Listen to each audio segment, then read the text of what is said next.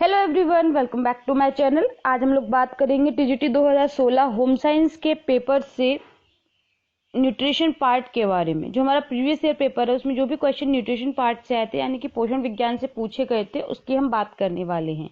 2016 हमारा last exam हुआ है टीजीटी का, तो हम उसके बारे में डिस्कस कर लेते हैं। नेक्स्ट वीडियो में हम लोग अपने नेक्स्ट जो हमारी सिलेबस है उसके बारे में बात करेंगे। जैसे कि अभी हम न्यूट्रिशन पर सिर्फ वीडियो बना रहे थे, उसके बाद हम होम मैनेजमेंट से रिलेटेड क्वेश्चंस को सिलेक्ट करके उनके ऊपर वीडियोस को आपको अपलोड करेंगे, सो दैट आप पर्टिकुलरली सब्जेक्ट वाइज ये डिफरेंशिएट कर पाए कि हर सब्जेक्ट से किस तरीके के क्वेश्चन पूछे जाते हैं, कितने क्वेश्चन पूछे जाते हैं, क्वेश्चंस का लेवल क्या होता है। इस तरीके की सारी चीजें आपको दिमाग में क्लियर होती जाएंगी और साथ में पता चलेगा कि जैसे जैसे टाइम बढ़ रहा है पेपर की पेपर में जो क्वेश्चंस हैं वो किस तरीके से अच्छे होते जा रहे हैं, मींस किस तरीके से वो हार्ड हो रहे हैं।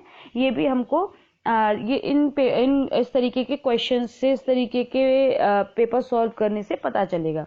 तो चलिए बात करते हैं अपने प्रीवियस ईयर पेपर के बारे में। सबसे पहला क्वेश्चन है हमारा क्वेश्चन नंबर 1, संदर्भित भोजन के साथ तुलना में पोस्ट प्रोडियल रक्त ग्लूकोज प्रक्रिया पर आधारित भोजन का श्रेणीकरण अभिसूचक कहलाता है। देखिए कितना डिफिकल्ट सी हिंदी है। इसमें आपसे पूछा गया है कि संदर्भित भोजन के साथ यानी कि जो आपका रिकमेंडेड डाइट है उसके साथ में तुलना में पोस्ट प्रोडियल रक्त ग्लूकोज प्रतिक्रिया पर आधारित भोजन का जो श्रेणीकरण है, जो डिवीजन है, वो किस चीज का अभिसूचक है। देखिए जो भी हमारे डाइट में अगर हम लोग बात कर रहे हैं ग्लूकोज की, ये लोग बात कर रहे हैं, तो इसमें और साथ में ये ब्लड की बात करें तो कहीं ना कहीं ये हमारा ग्लाइसेमिक जो हमारा ग्लाइसेमिक इंडेक्स है उससे रिलेटेड होता है, क्योंकि ग्लाइसेमिक इंडेक्स जो है वो आपकी संदर्भित भोजन यानी कि आरडीए के अंदर, रिकमेंडेड डाइट के अंदर काउंट की जाती है, जिसमें आप जो फूड होते हैं उनको कुछ ग्लाइसेमिक इंडेक्स, जिनकी इंडेक्स देखी जाती है कि इसकी ग्लाइसेमिक इंडेक्स कैसी है, वो उस तरीके के उस श्रेणी के जो भोजन है वो उसमें इंक्लूड किए जाते हैं। तो इसका सही आंसर होगा ग्लाइसेमिक अभिसूचक यानी कि ग्लाइसेमिक इंडेक्स कहलाता है, जिसमें हम पोस्ट प्रोडियल ब्लड ग्लूकोज की जो रिएक्शन है उसको चेक करते हैं। उसके बाद है हमारा क्वेश्चन नंबर 2, जिसमें पूछा गया है प्रत्येक गुर्दा 1,00,000 कार्यात्मक इकाइयों की बनी होती है, ये कहलाती है। बहुत ही सीधा और इजी आंसर है, दैट इज नेफ्रॉन। जो हमारे गुर्दे होते हैं वो हमारे नेफ्रॉन से बने हुए होते हैं। वो लैक ऑफ स्मॉल नेफ्रॉन मिलकर एक जो गुर्दा है उसका निर्माण करते हैं। फिर उसके बाद हमारा क्वेश्चन नंबर 3 आता है, जिसमें पूछा गया है डायलिसिस एक प्रक्रिया है जो कि डैश के कुछ सामान्य कार्यों को प्रतिस्थापित कर सकती है। तो डायलिसिस किस बीमारी में होती है? बहुत कॉमन टर्म है ये आजकल, क्योंकि हम लोग देखते हैं कि हमारे रिलेटिव्स में, हमारे जानने वालों में कहीं ना कहीं ये बीमारी बहुत कॉमनली, आप इसका आंसर दे सकते हैं कि जो डायलिसिस है वो गुर्दों के लिए होती है। तो इसका सही आंसर होगा ऑप्शन नंबर 3। आंखों के लिए डायलिसिस नहीं होती, हृदय के लिए नहीं होती, ना ही फेफड़ों के लिए होती है। तो सही आंसर आपका डी है। उसके बाद हम बात करते हैं क्वेश्चन नंबर 4 के बारे में। प्रतिजैवी डैश कहलाता है। प्रतिजैवी क्या कहलाता है? यहाँ आपको ऑप्शन में दे रखा है विषैला, विषैला भी कहलाते हैं, वसा भी कहलाते हैं, इम्यूनोग्लोब्यूलिन्स भी कहलाते हैं, या फिर आपके कार्बोहाइड्रेट। प्रतिजीवी क्या हुए? एंटीबायोटिक्स। तो एंटीबायोटिक्स क्या होते हैं? इम्यूनोग्लोब्यूलिन, क्योंकि यहाँ पे इम्यूनो टर्म आ रहा है जो कि इम्यूनिटी से कनेक्टेड है, और आपका प्रतिजैवी जो है वो आपका वो भी इम्यूनिटी से कनेक्टेड होता है। तो ये बहुत इजीली आप इसको आइडेंटिफाई कर सकते हैं। इम्यूनो यहाँ भी आ रहा है, इम्यूनो यहाँ भी आ रहा है, तो इसका सही आंसर होगा ऑप्शन नंबर सी। कार्बोहाइड्रेट से आपको इम्यूनिटी नहीं मिलती है, फैट से आपको इम्यूनिटी नहीं मिलती है, और विषैला क्या है ये एग्जैक्टली मुझे नहीं पता, बट ये भी आपको इम्यूनिटी प्रोवाइड नहीं करता है। तो आपका इम्यूनोग्लोब्यूलिन्स जो होते हैं वो आपके प्रतिजैवी भी कहलाते हैं, अगर हम हिंदी में बात करें तो। क्वेश्चन नंबर 5 है हमारा विरामावस्था में शरीर द्वारा वांछित ऊर्जा की मात्रा है। मतलब हमारी जब हम कोई काम नहीं कर रहे होते हैं तो उस समय हमारी जो वांछित ऊर्जा की मात्रा होती है वो आधारभूत उपापचय होती है। मतलब बेसिक हमारी जो बॉडी में मेटाबॉलिज्म चल रहा है वो हमारा चलता रहता है, क्योंकि हमारी बॉडी में और भी बहुत सारे ऑर्गन्स वर्क कर रहे होते हैं उस वक्त, तो उनके वर्किंग के लिए जो हमारा बेसिक एनर्जी चाहिए होती है वो आधारभूत उपापचय कहलाता है। फिर उसके बाद है हमारा क्वेश्चन नंबर 6, अमीनो अम्ल जिनका संश्लेषण शरीर में नहीं कर सकते वे कौन से अमीनो अम्ल है। देखिए हम प्रीवियस वीडियो में भी इसके बारे में बात कर चुके हैं कि हमारी बॉडी में 2 टाइप के अमीनो एसिड्स होते हैं, एक असेंशियल अमीनो एसिड, एक non essential amino acid. Non essential amino acid वो होते हैं जिनका शरीर में निर्माण हो जाता है तो हमें जरूरत नहीं है बाहर से इनटेक करने की, और असेंशियल यानी कि आवश्यक अमीनो एसिड्स वो होते हैं जो हमारे शरीर में निर्माण नहीं कर सकते हम खुद से, इसीलिए उन्हें अपनी डाइट में लेना आवश्यक हो जाता है, इसलिए उनके साथ आवश्यक अमीनो एसिड टर्म जोड़ा गया है। तो अमीनो एसिड जो शरीर में नहीं बन सकते वो आवश्यक अमीनो एसिड्स कहलाते हैं। तो आपका बी ऑप्शन बिल्कुल सही है। देखिए प्रकृति में 20 प्रकार के अमीनो एसिड्स होते हैं, जबकि 10 अमीनो एसिड जो है हमें बाहर से लेने पड़ते हैं, और क्योंकि इन्हीं को हम एसेंशियल अमीनो एसिड्स कहते हैं, या फिर ये अमीनो एसिड्स जिनका संश्लेषण शरीर में नहीं हो पाता है उन्हें आवश्यक अमीनो एसिड्स कहते हैं। जैसे कि आपका arginine, histidine, isoleucine, leucine, lysine, methionine, phenylalanine, threonine, tryptophan and valine, ये आपके 10 जो आपके बाहर से लिए जाते हैं वो आवश्यक अमीनो एसिड्स हैं। इनका नाम आपको याद रखना होगा सो दैट आप अगर एग्जाम में आपसे पूछा भी जाए कि इनमें से कौन सा आपका असेंशियल है और कौन नॉन असेंशियल है तो आप आइडेंटिफाई कर सकते हैं। तो आपको सारे ही नाम जैसे कि arginine, histidine, isoleucine, leucine, lysine, methionine, फिनाइलिन alanine, और आपका और कौन सा बचा, थ्रियोनिन, ट्रिप्टोफन और वैलिन, ये आपके एक सीक्वेंस में होते हैं, आपको इसी तरीके से याद करने हैं। फिर उसके बाद है क्वेश्चन नंबर 7।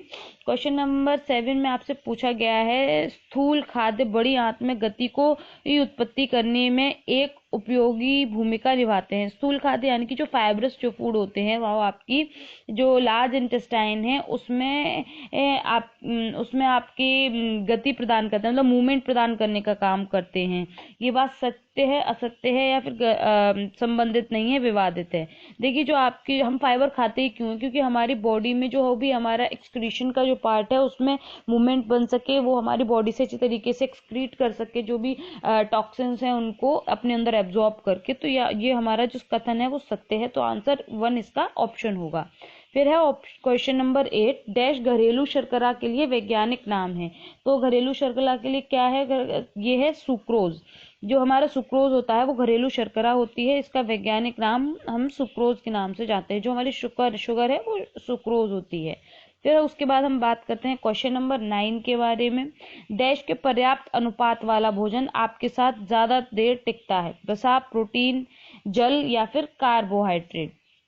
देखिए हम देखते हैं कि हमारे जो कार्बोहाइड्रेट है वो 4 कैलोरी देता है 1 ग्राम में, प्रोटीन 4.1 देता है, तो जल हमें कोई कैलोरी नहीं देता है, और उसके बाद में हम फैट की बात करें तो ये हमें 9 कैलोरीज देता है 1 ग्राम में। तो हमारा जो फैट है, फैट के पर्याप्त अनुपात वाला भोजन आपके साथ ज्यादा देर तक टिकता है, मतलब वो आपको ज्यादा टाइम तक एनर्जी देता है और आपकी बॉडी को वार्म रखता है, क्योंकि इंसुलेटर का वर्क करता है ये।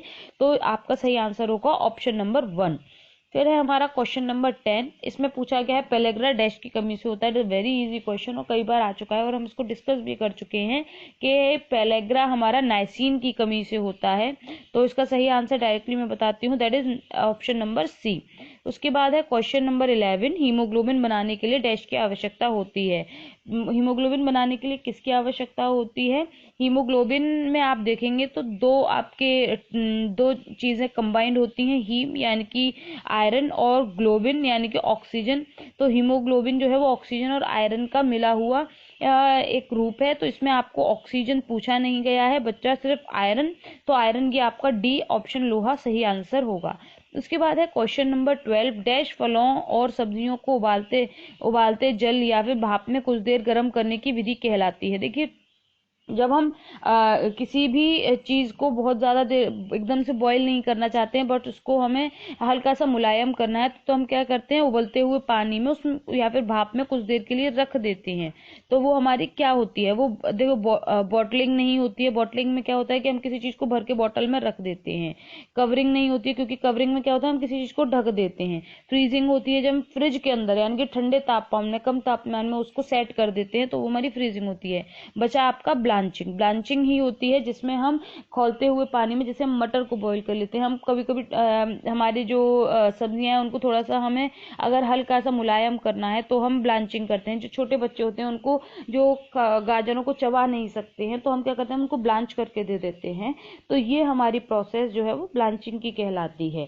उसके बाद आता है हमारा क्वेश्चन नंबर 13। खाद्य मिलावट की रोकथाम अधिनियम वर्ष डैश में पारित किया गया था।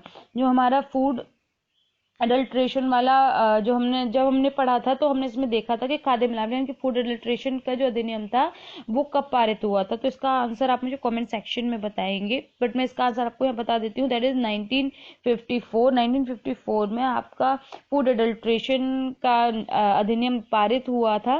वर्तमान समय में भोज्य पदार्थ में मिलावट का प्रचलन बहुत ज्यादा बढ़ गया है। दूध, दही, घी, शहद, कोई भी मसाले हो या फिर उनमें हर चीज में आपको मिलावट देखने को मिलती है, और इसके कारण हमारे हेल्थ पर भी नेगेटिव इम्पैक्ट पड़ता है। इसीलिए जो गवर्नमेंट है उनने खाद्य मिलावट रोकथाम अधिनियम 1954 में बनाया था। उसके बाद हम बात करते हैं क्वेश्चन नंबर 14 के बारे में। डैश को गरीब आदमी का दूध कहा जाता है। इसमें से क्या ऐसी चीज है जिसको गरीब आदमी का दूध कहा जाता है? ऑप्शन है आपका रागी, गेहूं, ज्वार, बाजरा। क्या सही आंसर है आप मुझे कमेंट सेक्शन में बताएंगे, क्योंकि इजी क्वेश्चन है और इसमें आपको कई बार मतलब इससे रिलेटेड क्वेश्चन पूछे जाते हैं, तो आपको इसका आंसर ऑब्वियसली जरूर आता होगा। तो आप जरूर एक बार क्वेश्चन को चेक करें और उसके बाद बताएं कि सही आंसर क्या होगा कमेंट सेक्शन में।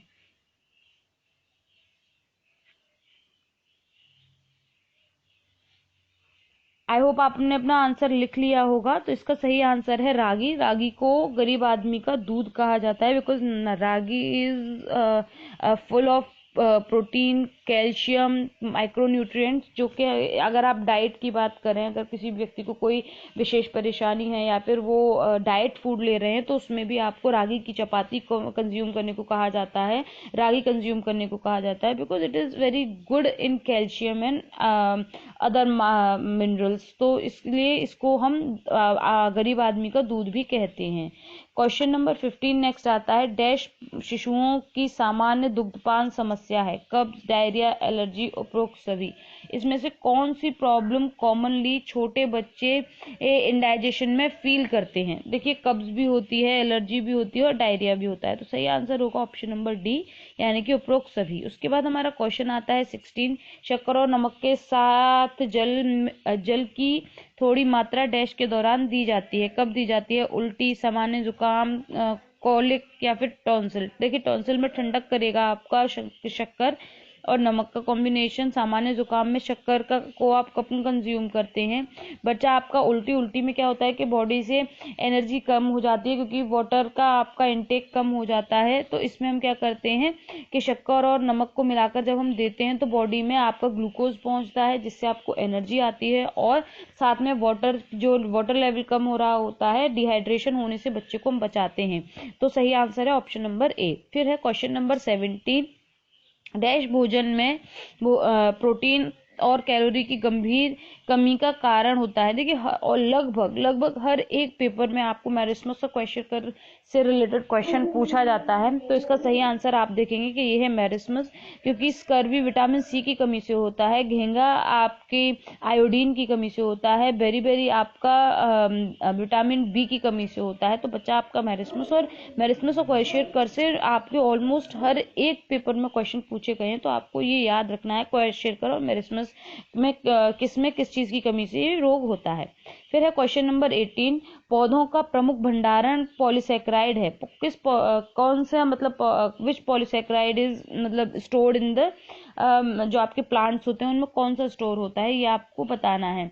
इसके ऑप्शन है आपके स्टार्च और शक्कर, कार्बोहाइड्रेट या फिर वसा।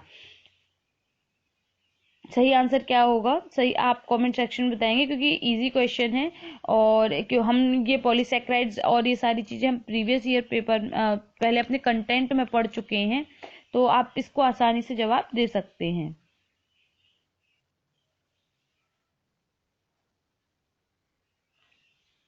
आई होप आपने अपना आंसर लिख दिया होगा। इसका सही आंसर है स्टार्च। स्टार्च जो है वो पौधों का प्रमुख भंडारण पॉलीसेक्राइड होता है। उसके बाद हम क्वेश्चन नंबर 19 की बात करते हैं। गुर्दा एक डैश स्त्रावित करती है जिसके रिनल एरिथ्रोपोएटिक कारण होता है। जो हमारी रिनल एरिथ्रोपोएटिक जो प्रॉब्लम है वो किस चीज के कारण होती है, जो हमारे गुर्दे से रिलीज होती है। तो इसका सही ऑप्शन क्या होगा, एंजाइम, रसायन, अम्ल या फिर हार्मोन। देखिए जो हमारा गुर्दे हैं उनसे एंजाइम सीक्रेट होता है जिसके कारण आपको ये प्रॉब्लम देखने को मिलती है। तो इसका सही आंसर है ऑप्शन नंबर ए। उसके बाद हम बात करते हैं क्वेश्चन 20 के बारे में। साल्मोनेला भोजन विषाक्तता एक जीवाणुविक भोजन विषाक्तता है। तो ये सत्य है, असत्य है, संबंधित नहीं है या विवादित है? तो इसका सही आंसर है ये सत्य है। ये एक जीवाणु यानी कि एक जीवाणु से फैलने वाली ये फूड पॉइजनिंग प्रॉब्लम है। तो ये हमारा जो ऑप्शन ए है वो करेक्ट आंसर होगा। देखिए कई क्वेश्चंस को मैं ज्यादा समझाती नहीं हूँ क्योंकि मुझे लगता है कि वहां आपको मीनिंग पता होगा और आप समझ रहे होंगे। अगर आपको फिर भी लगता है कोई भी क्वेश्चन जो मैंने नहीं आपको एलैबोरेट किया है और वो आपको समझ में नहीं आया है, तो आप बेझिझक क्वेश्चन नंबर आप कमेंट सेक्शन में लिखें और पूछ दीजिएगा कि इसको आप एक्सप्लेन कर दीजिए, तो मैं आपको वहां पर आपको एक्सप्लेन कर दूंगी। कोई भी क्वेश्चन अपने दिमाग में ना रखें, इससे क्या होता है कि हम चीजों को अच्छी तरीके से समझ नहीं पाते। फिर है हमारा क्वेश्चन नंबर 21। इसमें पूछा है टाइप 2 डायबिटीज मेलाइटिस डैश कहलाती है। जो टाइप 2 डायबिटीज मेलाइटिस है उसको हम किस और नाम से जानते हैं? इसका सही आंसर है गैर इंसुलिन आधारित डायबिटीज मिलाइटिस। जो टाइप 1 होती है वो इंसुलिन आधारित होती है। जो टाइप 2 होती है, देखिए डायबिटीज दो टाइप की होती है बेसिकली, तो आपको ये पता होना चाहिए। फिर उसके बाद जो टाइप 2 है वो गैर इंसुलिन आधारित डायबिटीज मेलाइटिस कहलाती है। उसके बाद हम बात करते हैं क्वेश्चन नंबर 22 के बारे में। क्वेश्चन नंबर 22 में पूछा गया है राइबोफ्लेविन को पहले क्या कहते थे राइबोफ्लेविन को? तो राइबोफ्लेविन को मतलब या फिर तो और क्या कहा जाता है या पहले क्या कहते थे, तो दैट इज विटामिन B2 को हम राइबोफ्लेविन के नाम से जानते हैं। विटामिन B2 को राइबोफ्लेविन के नाम से जानते हैं। ये प्रकृति में दूध, हरे पत्तेदार सब्जियों में, फलों में बहुत ज्यादा पाया जाता है। इसकी प्राप्ति सब्जी, फल, अंडे, मछली के जिगर और वृक्ष से की जा सकती है। इस विटामिन की लगातार कमी से होंठ सूज जाते हैं, उन पर पपड़ी पड़ने लगती है। इसकी कमी से त्वचा शुष्क हो जाती है, उसमें दरारें पड़ने लगती हैं। तो आपकी जो ड्राइनेस की प्रॉब्लम है वो विटामिन B2 के कारण होती है, दैट इज राइबोफ्लेविन। चलिए हम बात करते हैं क्वेश्चन 23 के बारे में। क्वेश्चन 23 में पूछा गया है गुर्दे के सही कार्य न करने के कारण जल का अवरोधन डैश में परिणत हो जाता है। तो इसका सही क्या आंसर होगा? तो इसका सही आंसर है शोथ, यानी कि गुर्दे के सही कार्य न करने के कारण जल का अवरोधन शोथ में परिणत हो जाता है। नेक्स्ट हम बात करते हैं कि मुझे शोथ का मीनिंग नहीं पता है तो मैं यहाँ इसको आपको एक्सप्लेन नहीं कर पाऊंगी। नेक्स्ट हम वीडियो, अगर आप में से किसी को इसका आंसर पता हो तो मीनिंग इंग्लिश में पता हो तो आप जरूर मुझे बताएं। उसके बाद हम बात करते हैं क्वेश्चन नंबर 24 के बारे में। प्राकृतिक बहुलक है, इसमें से कौन सी चीज आपकी प्राकृतिक बहुलक होती है? जो विटामिन हैं वो, खनिज हैं वो, वसा है या फिर प्रोटीन है? क्या प्राकृतिक बहुलक होती है? इसका सही आंसर है देखिए प्रोटीन जो है हमारा नेचुरल आपका बहुलक होती है। और ये शरीर निर्माण में प्रोटीन बहुत इंपॉर्टेंट रोल प्ले करती है। ये कोशिका निर्माण का प्रमुख पदार्थ है। यद्यपि अन्य खनिज लवण भी कोशिका निर्माण में महत्वपूर्ण भाग लेते हैं, लेकिन प्रोटीन का अपना अलग स्थान होता है। प्रोटीन का रासायनिक संगठन बहुत जटिल होता है। ये कार्बन डाइऑक्साइड, हाइड्रोजन, नाइट्रोजन और आपका सल्फर, फास्फोरस आदि 18 तत्वों से मिलकर बनी होती है। इसमें जिन्हें हम अमीनो एसिड्स कहते हैं, और इन सभी का ये सम्मिश्रण है, इसीलिए एक प्राकृतिक बहुलक कहलाती है क्योंकि इसमें बहुत सारी चीजें इंक्लूड हैं। उसके बाद हम बात करते हैं क्वेश्चन 25 के बारे में। डैश स्टार्च कणों के रूप में अनाज भोजन का मुख्य भंडारण है। तो इसका सही आंसर क्या है? भ्रूणपोष, एल्वेरोन या फिर स्क्यूटेलम। तो आपको सही आंसर बताना है। ये जो है जब हम अपना वो करते हैं, गेहूं का स्ट्रक्चर पढ़ते हैं, तब उसमें आपने देखा होगा, जब आपने बैचलर्स में अगर आपने पढ़ा हो तो गेहूं का एक स्ट्रक्चर होता है कि किसके बाद कौन सी परत आती है। तो उसमें आपको ये देखने को मिला होगा कि इसमें आपके जो डिफरेंट पार्ट्स थे उसमें बेसिकली यही पूछा गया है कि डैश में स्टार्च कणों के रूप में अनाज भोजन का कहाँ पर स्टार्च का मुख्य भंडारण होता है, कहाँ स्टोरेज होती है, तो वो है भ्रूणपोष में, यानी कि ऑप्शन नंबर बी। अब हम बात करते हैं क्वेश्चन 26 के बारे में, जिसमें पूछा गया है बायोटॉट स्पॉट डैश की कमी से होता है। वेरी इजी क्वेश्चन, डायरेक्टली पूछा गया है। तो जो हमारी बायोटॉट स्पॉट है वो आंख से रिलेटेड प्रॉब्लम है, और जो आंख से रिलेटेड प्रॉब्लम होती है वो विटामिन ए की कमी के कारण होती हैं। विटामिन डी से नहीं होती, के से नहीं होती, ई से नहीं होती। तो विटामिन ए की कमी के कारण होती हैं, तो इसका सही आंसर होगा ऑप्शन नंबर ए। फिर हम बात करते हैं 27 क्वेश्चन के बारे में। डैश रक्त का थक्का जमाने के लिए आवश्यक है। Again easy and direct question, जिसमें आपसे पूछा गया है कि रक्त का थक्का क्या जमाता है। विटामिन ए जो है वो आंख के लिए जरूरी है, विटामिन सी स्कर्वी के लिए जरूरी है, विटामिन डी आपकी हड्डियों के बोन्स के लिए जरूरी है। तो बचा हमारा विटामिन के। अगर आपको ऑप्शन नहीं पता तो आप इस तरीके से एलिमिनेट करके भी आंसर को पता लगा सकते हैं। तो अगर आपको पता है तो आप डायरेक्टली बताएंगे कि विटामिन के जो है वो हमारे रक्त का थक्का जमाने के लिए आवश्यक होती है। फिर हम बात करते हैं क्वेश्चन 28 के बारे में। दूध का खमीरी उत्पाद है। दूध का खमीरी उत्पाद क्या है? डेली का क्वेश्चन है, डेली की चीज है। तो इसका सही आंसर है पनीर। पनीर जो है वो दूध का खमीरी उत्पाद होता है। जैसे हम उसमें कुछ नींबू की बूंदे डालते हैं तो वो फटने लगता है और उससे पानी अलग हो जाता है, और आपका जो गाढ़ा पदार्थ है वो अलग होने लगता है। ये पनीर कहलाता है। ये काफी न्यूट्रिशियस होता है और बहुत सारी मिठाइयाँ बनाने में भी यूज किया जाता है। नेक्स्ट हमारा क्वेश्चन है क्वेश्चन 29। जब रक्त में हीमोग्लोबिन की कमी हो जाती है तो हमें कौन सा रोग हो जाता है? डायरेक्ट क्वेश्चन, कई बार पूछा गया है। इसका आंसर है अनीमिया। बिना किसी और ऑप्शन को देखते हुए अनीमिया पर हम टिक करेंगे। फिर है क्वेश्चन नंबर 30। स्टार्च साधारण रूप से डैश में टूटता है। स्टार्च किस चीज में ब्रेक डाउन होता है? कहाँ पर ब्रेक डाउन होता है, किसमें नहीं होता, कहाँ पर ब्रेक डाउन होता है? तो स्टार्च जो है वो हमारा छोटी आंत में ब्रेक डाउन होता है। हालांकि इसका पाचन हमारे मुंह से शुरू हो जाता है, लेकिन छोटी आंत का सबसे आगे का अमाशय का जो यू शेप का डिओडेनम होता है, वहां पर इसका टूटना स्टार्ट हो जाता है। फिर है क्वेश्चन नंबर 31। मानव दूध में 100 मिलीलीटर में डैश ग्राम प्रोटीन होती है। तो हमें जो ह्यूमन मिल्क है उसका भी हम लोग काफी पहले वीडियो बनाई थी, उसमें हम लोगों ने ह्यूमन मिल्क का जो रेशियो था और जितना भी कॉम्पोजिशन था वो हमने पढ़ा था। तो उसमें जब अगर आपने वो वीडियो देखी होगी तो आपको इसका आंसर जरूर पता होगा कि ह्यूमन मिल्क में कितने 100 ml मिल्क में कितने ग्राम प्रोटीन होती है। इसमें ऑप्शन दे रखे हैं 1.1, 1.2, 1.3 या फिर 1.4। तो इसका सही आंसर क्या होगा?